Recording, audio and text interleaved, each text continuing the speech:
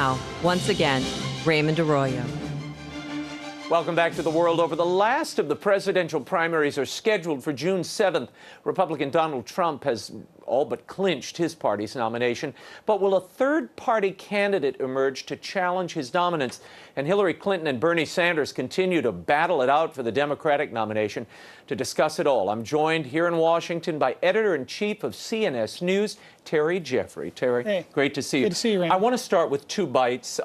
Hillary Clinton and Donald Trump have been exchanging volleys over the last few days.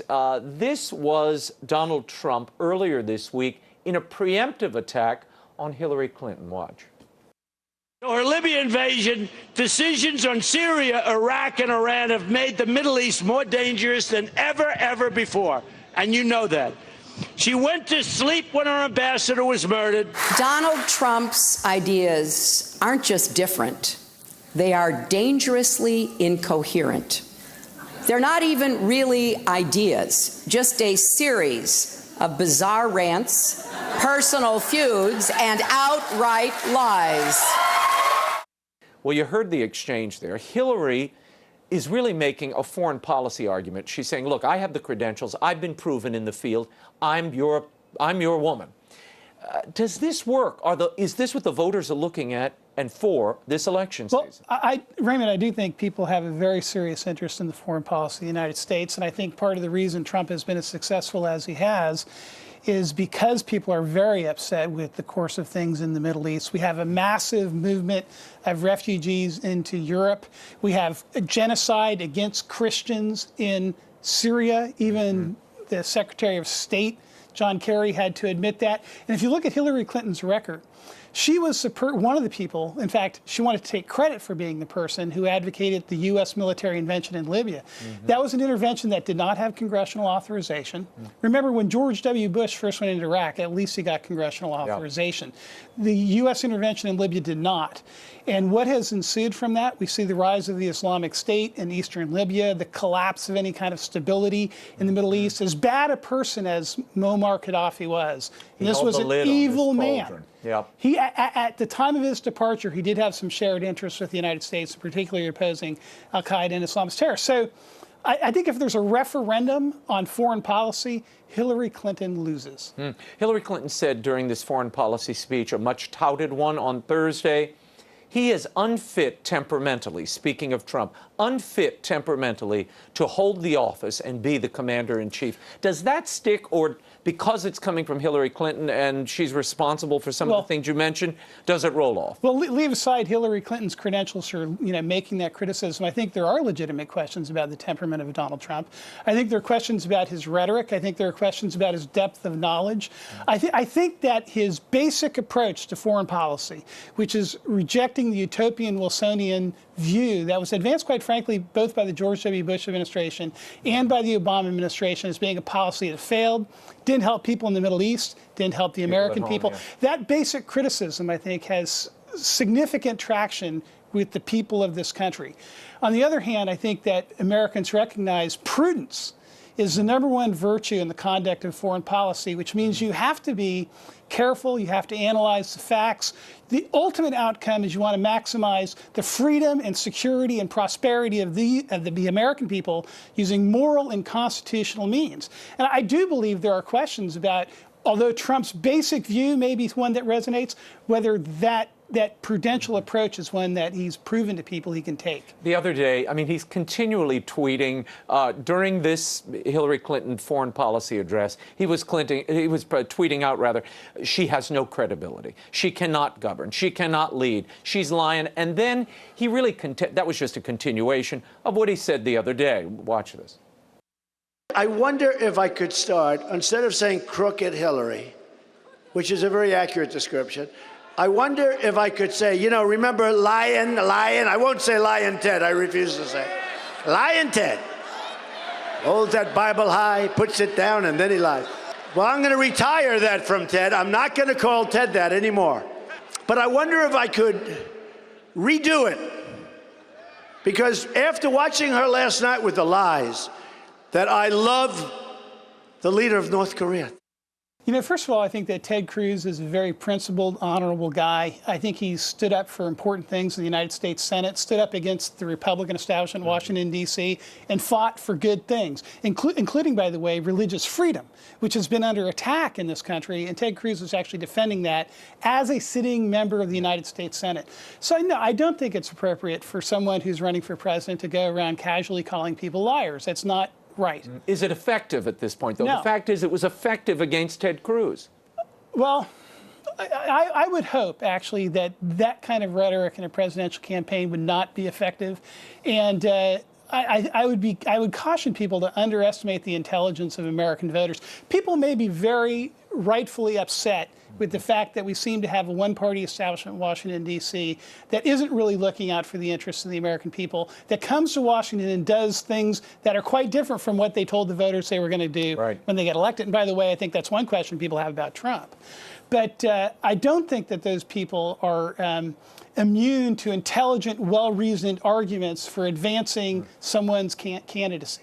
The other day, Donald Trump has been questioned widely in the media about the distribution of funds supposedly raised for veterans' causes. He claims he raised $5.6 million instead of $6 million, but it was in the ballpark. But he took great umbrage that the press was sort of holding his feet to the fire. Listen to what he said. I'm not looking for credit, but what I don't want is when I raise millions of dollars, have people say, like this sleazy guy right over here from ABC. He's a sleaze in my book. You're a sleaze because you know the facts, and you know the facts well. Is this helpful? Well, first of all, I haven't delved into the facts of that story, but I will say this. There's no doubt that the Republican nominee, no matter who he is going to be targeted by the liberal press and hammered by the liberal press. And they're going to go after the Republican nominee more than they're going to go after the Democratic nominee. And that will especially be the case, I think, with Donald Trump between now and the November election. Does this help him? You see, I think perversely, this kind of thing helps him because the people already distrust the media as they distrust the Congress. It's a convenient whipping boy. I think there's no question that people identify with him being combative and going back against the press, without question. Big news, Paul Ryan, Speaker Paul Ryan, came out in a column in his hometown newspaper, and he said, quote, we have more common ground, speaking of himself and Donald Trump, than disagreement. And because he will turn our ideas into laws, that's why I'll be voting for him this fall. It's a measured endorsement, but it seems like an endorsement. Yeah, and Paul Ryan now is basically the figurehead of the Inside the Beltway Washington Republican establishment. So that's an interesting alliance you see forming there between someone who basically ran as the ultimate outsider, really sort of a third-party insurgent inside the Republican Party, now having a détente, if not an entente, with the Republican Speaker of the House. Well, but there are some still not getting in the Trump parade or on the Trump train. People like Bill Kristol, some intellectuals, even Catholic intellectuals, are still withholding support. They're uncomfortable with some of the things you raised. Bill Kristol is proposing David French, who's a National Review writer, a war veteran. Your thoughts on the possibility of somebody like this even emerging at this late date? I mean, the deadlines have First, passed. let me say that I think that a conservative ought to have real questions about Donald Trump. I mean, even to the degree that Donald Trump has articulated some conservative views, and some of the views he's articulated are not conservative, I think it's very difficult to know, does he really believe that? If he's elected, would he really follow through on that? On the question of a third party, though, Raymond, I think it's pretty predictable at this point. In fact, I think it's 100% predictable at this point that either the Republican nominee or the Democratic nominee is going to be elected president of the United States. So then the question with a third party candidate is, what impact are they going to have on that ultimately predictable outcome of either a Republican or Democratic president? So that a third party nominee, they could be launched simply to articulate a point of view, not expecting to get any vote. But we've seen some very close elections in recent years where a very small number of votes could decide the outcome. But what is the impact that they want to have? I mean, ultimately, one or the other of those two candidates. So a candidate that takes votes from the Republican nominee will help elect the Democratic candidate, potentially. And a candidate who's a third-party nominee who takes votes away from the Democratic candidate will help elect a Republican. And I think that's really the basics of it, and I think it's unavoidable. Now, there could be a completely inconsequential third-party candidate that has no impact, but you never know. One of the most telling admissions, I guess you could say, during that press conference at Trump Tower earlier this week, Mr. Trump was asked about his criticism of Governor Susana Martinez. Now, this is head of the Republican Governors Association, a very well-liked and respected Hispanic governor. He came out critical of her for not attending his rally, and he was asked about it at this press conference. Listen to what he said, and I want your reaction. She was not nice, and I was fine, just a little bit of a jab, but she wasn't nice, and you think I'm going to change? I'm not changing, including with her. Go ahead, one more. Isn't this a time to build bridges? But it is telling that Mr. Trump says, I'm not changing. This is who I am. This is it. He has changed. We know Donald Trump does change. And I think part of the problem some people have with him is what are his fundamental principles? A statesman should not change their principles if their principles are true, and they should try to apply them in the best way they can.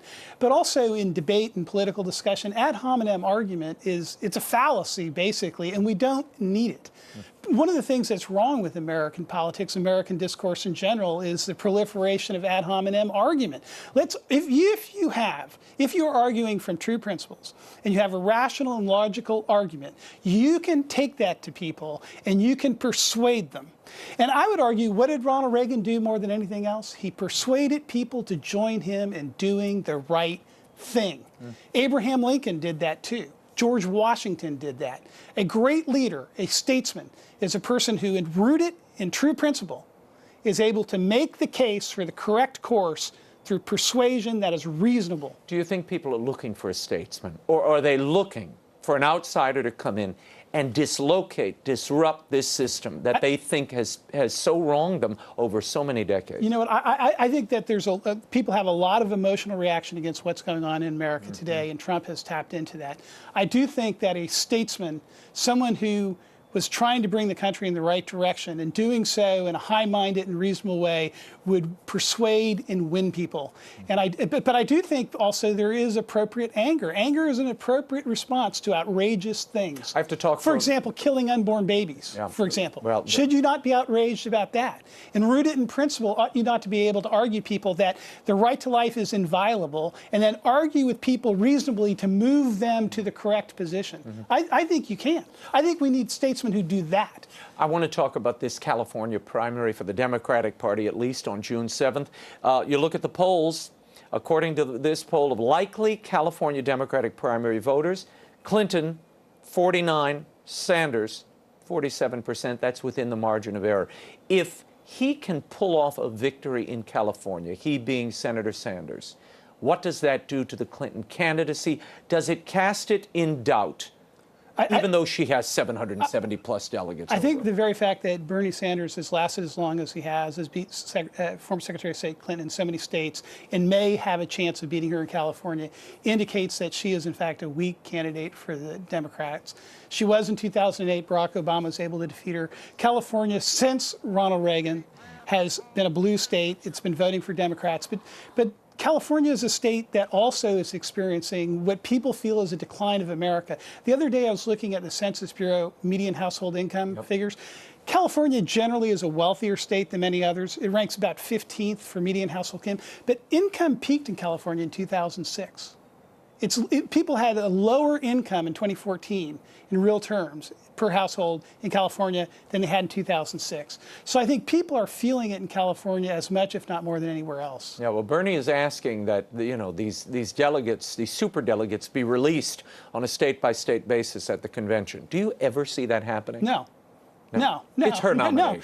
No. People who have political power don't want to give it up. The reason the Founding Fathers had a system of checks and balances, they realized that human beings were imperfect, and they wanted to stop people from concentrating too much power in an individual or an institution. And I think one of the things that people see and are so upset about in America today is that too much power has been concentrated in Washington, D.C. The elites of both parties seem to want to share that power with one another rather than to stand up for the individual liberty and the interests of the American people. Terry Jeffrey, we'll leave it there. Thanks so much, as Thank you, always, Raymond. for your insight. You can find Terry's columns and analysis at cnsnews.com.